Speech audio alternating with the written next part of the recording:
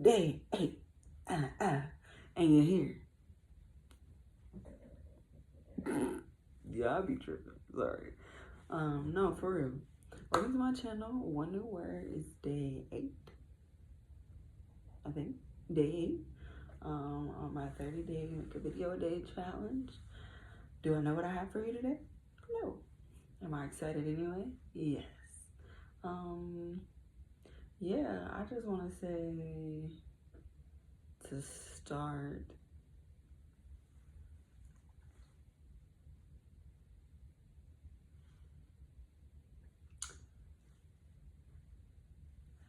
Okay. Honestly, I just want to say to start, like, to stay focused on your goals and your dreams.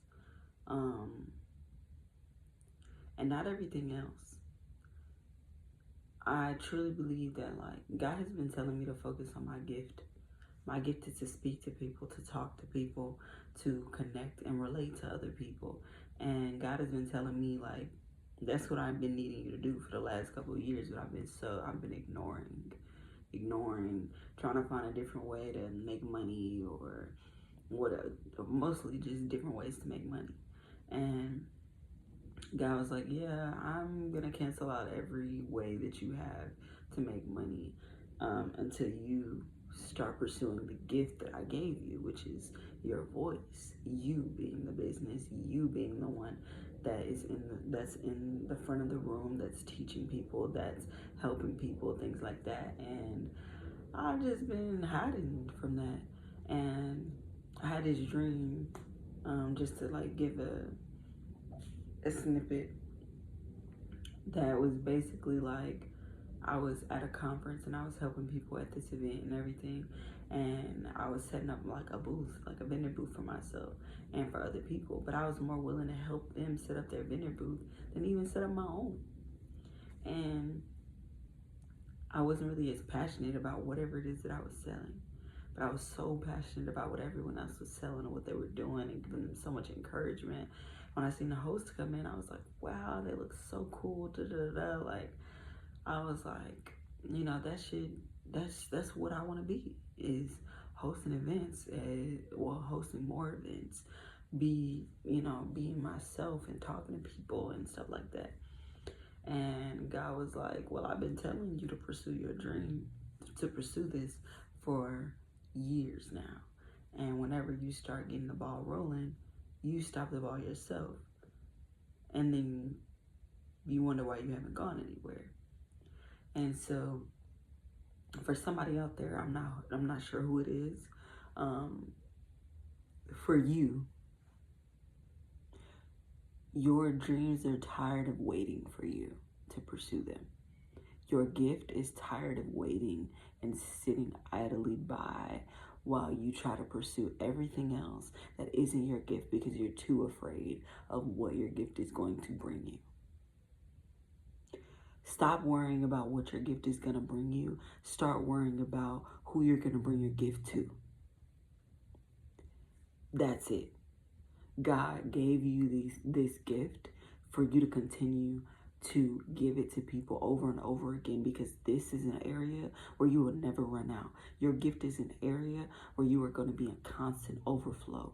No matter what happens, no matter who you're around, no matter what, your gift is going to be an overflow, because God gave it to you in a surplus. Like, your gift is the gift that keeps on giving, literally. So I know it may seem easier to try to pursue income in every other way, or try to be like, oh, well, this is something that I'm passionate about. If your gift doesn't move you beyond any constraints, beyond any circumstance, like, then that's not your gift. That's something else that you just passionate about, or you rock with it, or whatever. But your gift, the gift that God gave you, is waiting for you. Waiting for you to stop putting everything else in front of it and start truly acting in what God is giving you. So, they say that we are all 99.9% the same. genetically, physically, all that. We are all 99.9% the same, but it's that 0.01% within us that makes us different, right? That makes me different from you, my personality different from yours, stuff like that. And your difference is the one thing that's going to fuel the gift that God gave you. Think about, I always talk about Rihanna. If Rihanna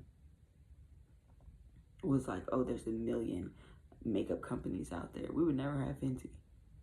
We would never have the color matching that we have now with brown skins or anything like that. We wouldn't have a lot of the things that we have now in makeup because of Rihanna. But it's because even in the midst of all the gifts that she has, that was something that was meant for her to be able to do. And if she didn't pursue it, we wouldn't have it now. There is something that's inside of you that if you don't stop delaying it, if you don't stop shoving it down, the world is never going to get better. The world is never going to be where it could be if you would stop silencing yourself. If you just opened your mouth. You are the difference between true change. But of course we kind of like to dumb ourselves down, a lot of the time, because we're afraid of the success that we can truly get. We're afraid of what God really has for us, because we know what it's like to be in sin. We know what it's like to not have things, to struggle, to deal with things that are unfortunate. So we continue to bring those things to ourselves. But we don't know what life looks like. My pastor E.T. was saying, even in the presence of death, we still ask for more death. In the presence of life, we still ask for more death, because we don't know what life looks like. We don't know what truly living, what nourishment, what living organic, what living healthy, what living godly looks and feels like, because a lot of us have never done it before. But if we instead change our spiritual appetite to be able to indulge in what is good and godly for us, then our palate will start changing, right? The same way, like, for a person, if all they ever eat is junk food, and then they go to an organic, non-GMO, all that stuff restaurant, the first time they eat it, it's gonna be weird. Like, they're like, I'm not used to this, Like, it's just, there's gonna be so many things that are considered odd. But the more they eat it, the more their palate will change and configure to it. We have to make God's word and what God is trying to give us, take it piece by piece. Because there's so many things around us that want us to indulge in negativity, that want us to indulge in things that are ungodly. So, of course, it's natural for our palate to already be accepting of those things.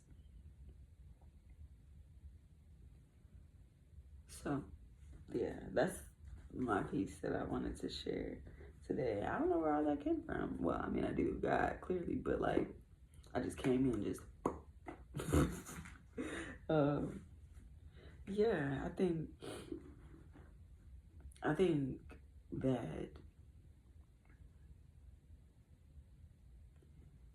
the more that we get to understand who God is, the more we can get to understand who we are, right? My shirt says, walk into the room like God sent you.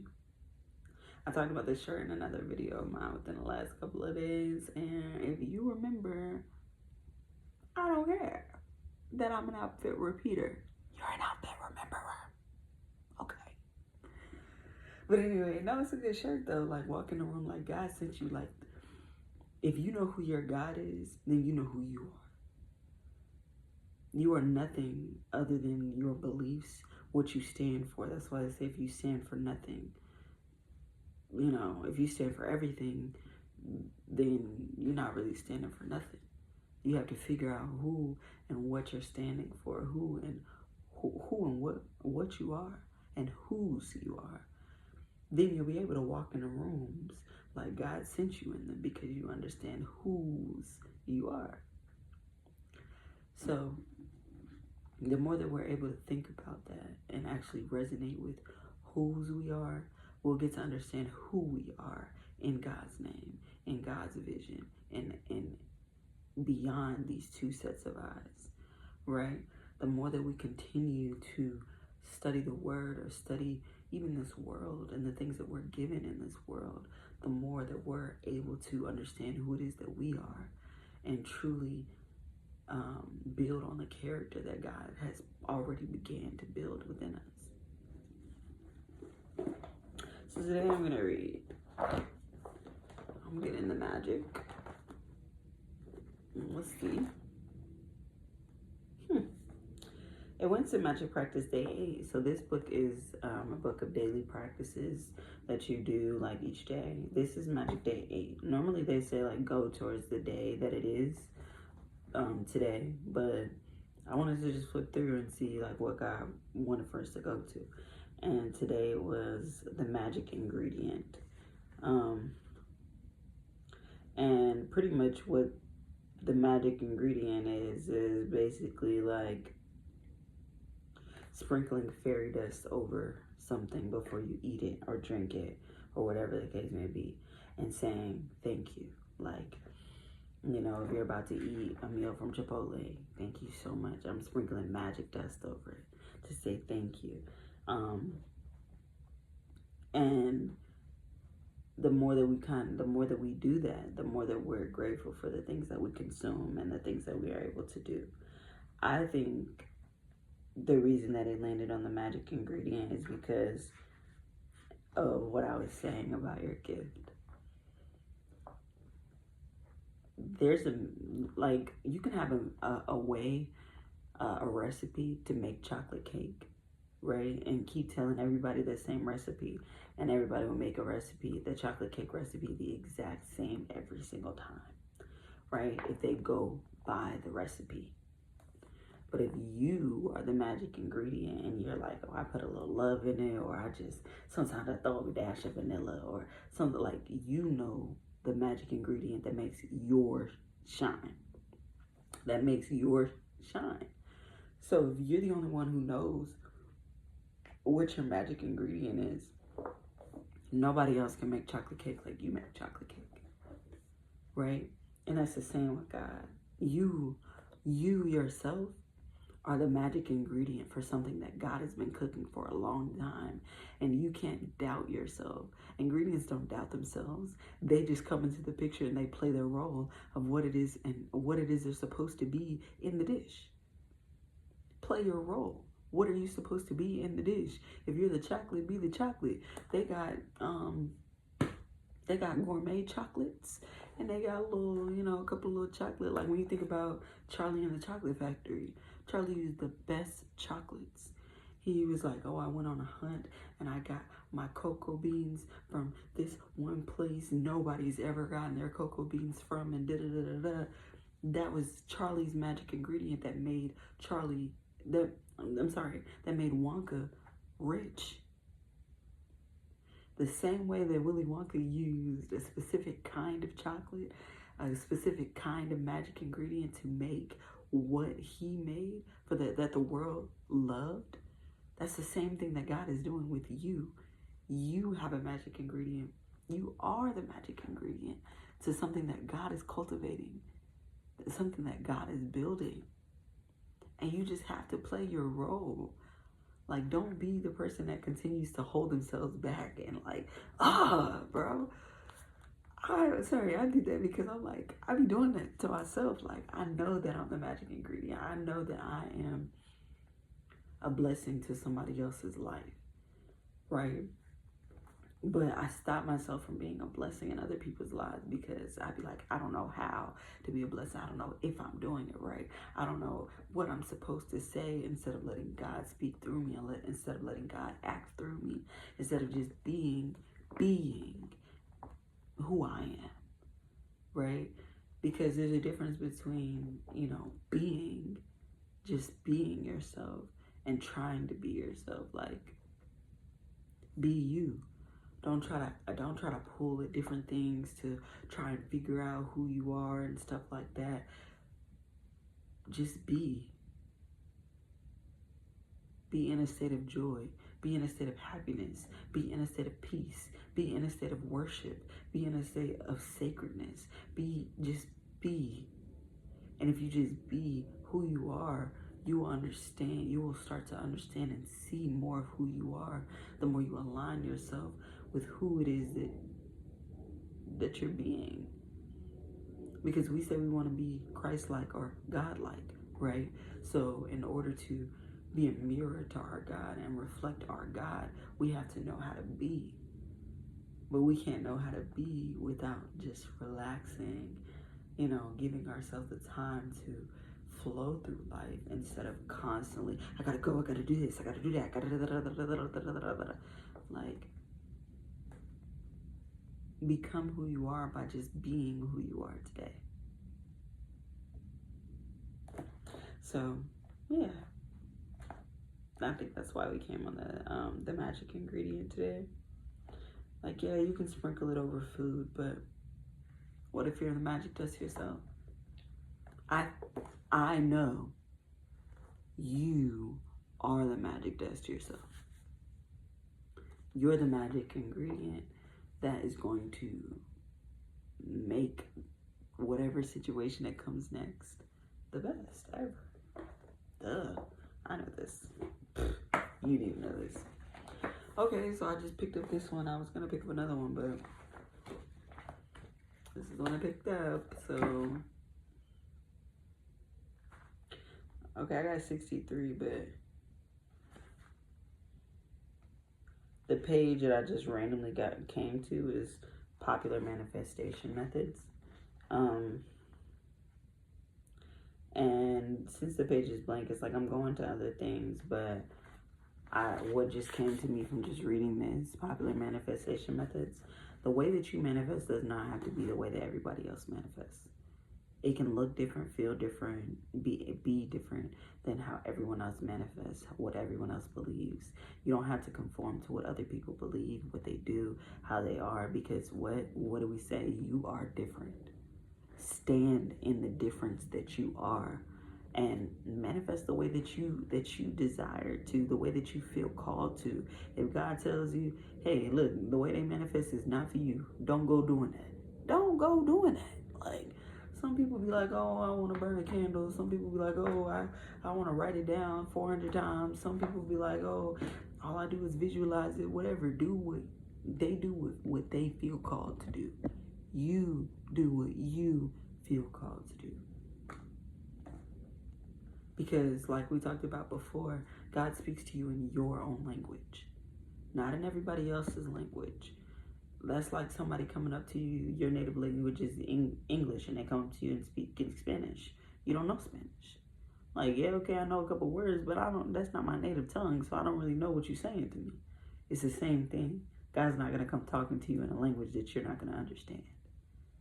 So make it easier for yourself and manifest in a way that feels comfortable, that feels normal, that feels like you. So that God knows that it's from you, not from everybody on TikTok, the way that they manifest, not from your auntie because that's how your auntie manifests. No, how do you manifest?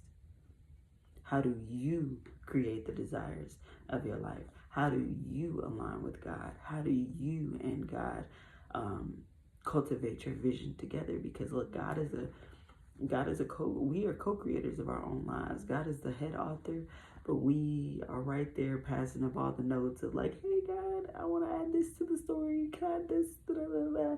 And we just kind of sit by and wait for God to open the suggestion box and be like, okay, I can give you that. I cannot give you that, right? So you want to give God your notes in your language. So do that. Don't be passing God notes from everybody else about what to do with your life. What do you want? So, yeah, I think I said I got page 63. I think I said 64. I think it was 64. Okay. So we're going to end with some affirmations. These are wealth and abundance affirmations. My energy is expensive and exclusive. My presence is a privilege and is, period. My family line is now blessed with wealth. My existence pays for itself. God intended me to live a life of riches. I am in alignment with the frequency of luxury. I live an affluent life because it was written in the stars for me. I am a money magnet. The more wealth in my hands, the more good circulates in the universe. The circles around me empower me. Those are good. The more wealth in my hands, the more good circulates in the universe. That's facts. That's facts. I want to read the next one too. So, self-love and attracting love. Everything that I desire desires me more. I say one that says, everything that I'm seeking me seeks. Everything that I am seeking is seeking me. So that's good too. I don't chase, I attract. It is a privilege to be in my presence. My energy is expensive and exclusive. My energy is addicting. I don't want to say that. I'm sorry, that's the one I got a problem with. I would rather change that to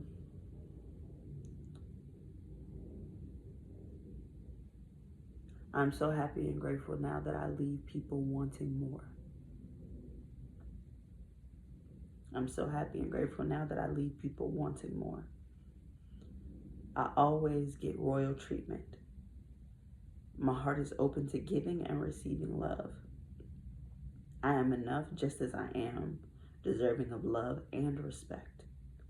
I am in alignment with unconditional love, and I am unconditionally loved. I expect the best because I am the best. Unconditional love is my birthright. Love surrounds me. It's all around me. The more that I love myself, the more love surrounds me. It is safe for me to be loved. I am so grateful for the love that is all around me. I am extremely high value. Love finds me everywhere, effortlessly. I let go of any blockages holding me from receiving love. I invite in abundance. I invite in an abundance of love from all directions.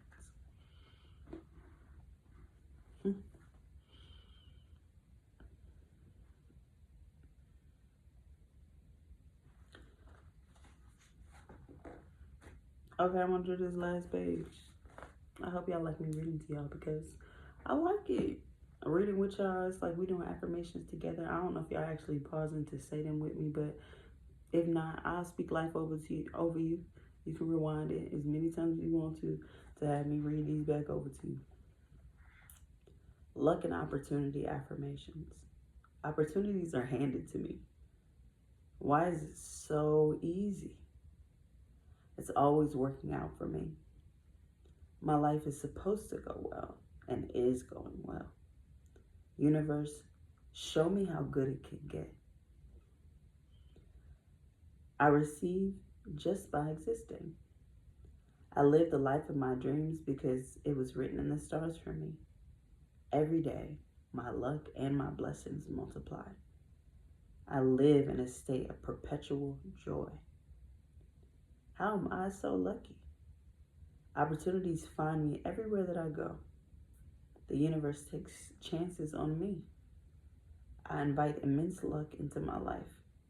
I experience once-in-a-lifetime opportunities multiple times a day. Miracles happen to me every day. Those were good. I like those. Yeah.